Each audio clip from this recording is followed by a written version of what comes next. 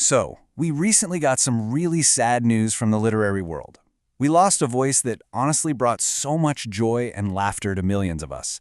The one and only Sophie Kinsella. You know her, of course. She's the genius behind the Confessions of a Shopaholic series. But her story, it's just as amazing as one of her books. And it all starts with this huge secret that I bet a lot of her fans never even knew about. Yeah, for millions and millions of us, that was the name, Sophie Kinsella. It was on the cover of all those books we absolutely loved. That name just meant wit and charm and, those incredible characters that honestly felt like your best friends. But, and this is where the story gets really interesting, her journey actually started with a completely different name. Before she was this global superstar Sophie Kinsella, she was writing as someone else entirely. And that secret, well, it led to one of the biggest, most surprising reveals in the publishing world. Okay, so first, let's talk about her impact. Because to really get it, you have to understand just how huge she was. We're not talking about just another writer here.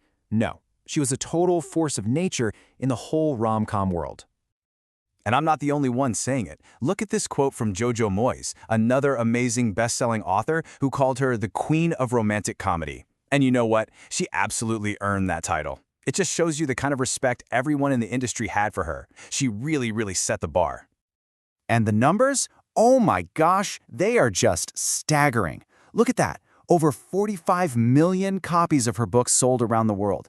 That isn't just successful, that is a straight-up global phenomenon. It just goes to show you how much her stories really, truly connected with people, everywhere.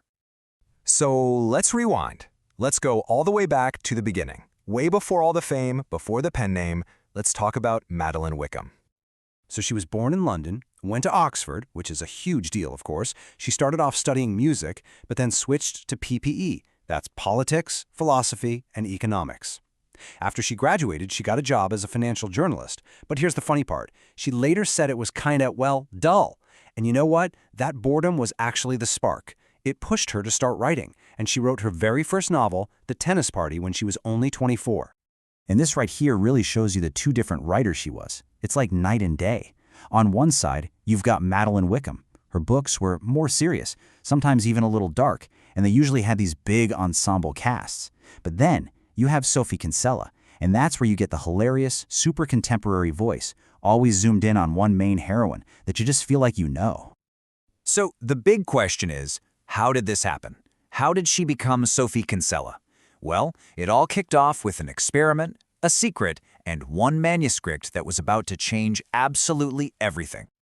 Okay, get this. This is my favorite part of the story.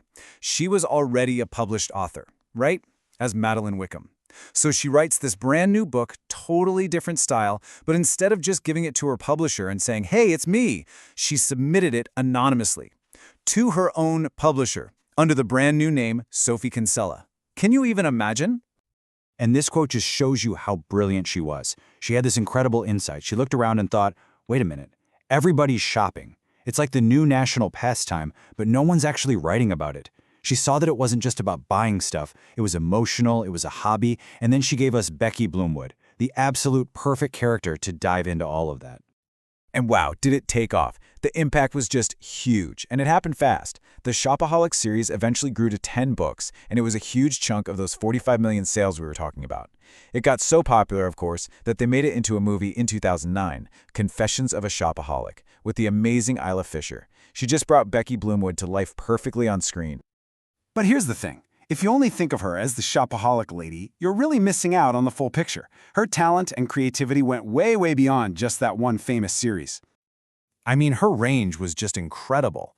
She wrote so many other standalone novels that people just adore, like The Undomestic Goddess. Then she jumped into young adult fiction with Finding Audrey, which is this really beautiful book about social anxiety. And she even wrote for little kids with the super charming Mummy Fairy and Me series. It's like she could write for literally anyone. Her last novel, The Burnout, came out in 2023, and it feels especially meaningful now. She was inspired to write it because she was going through burnout herself. She even said later that the amazing response from readers really helped her. It lifted her spirits when things were getting really tough. So when we look back, what's her legacy? What did she leave us with? Well, it's pretty clear. It's a legacy of pure joy, of laughter, and of standing up for her characters and for the entire genre that she helped build.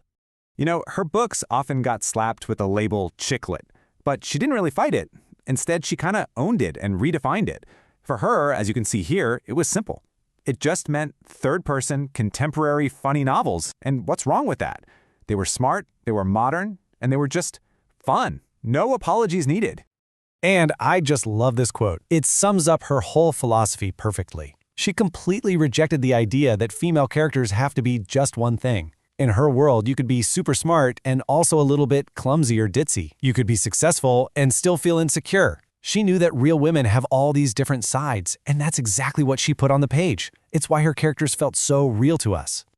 Then, in April of this year, she very bravely shared with the world that she had been diagnosed with glioblastoma, which is a very aggressive form of brain cancer. She passed away at just 55 years old, and she leaves behind her husband, who she'd actually met all those years ago at Oxford, and their 5 children.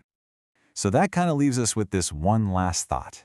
In a world that can feel pretty heavy sometimes, Madeline Wickham, through her amazing alter ego Sophie Kinsella, gave us all such a gift. The gift of laughter, of joy, of a little escape. So maybe the best way we can celebrate her and everything she gave us is just to pick up one of her books and have a really good laugh.